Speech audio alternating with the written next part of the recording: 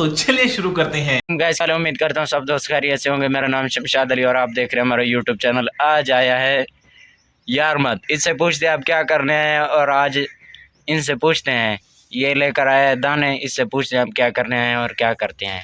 आप क्या करते हैं भाईजान? अभी मजा आएगा ना भिड़ो। दाने पिवाना है। और क्या करते हैं आप? और चौपा करवाया, पानी लाए। अच्छा, और बताए। और क्या वाला हूँ,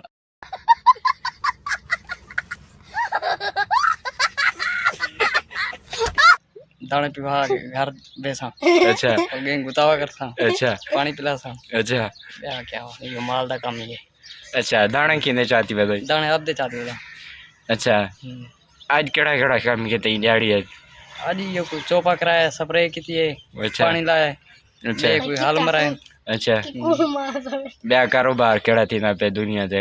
बस यो माल दा थी ना पे। अच्छा ठीक है, समझ गया। अच्छा, शकील आराम करवाए।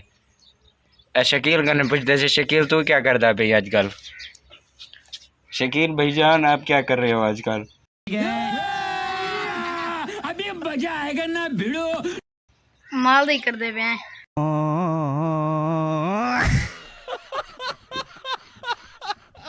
अच्छा भाई, आप बताएं, फिर से बताएं आप क्या करते हैं, और कोई काम धंधा बताएं जो आप करते हैं। ब्याह कोई कहानी।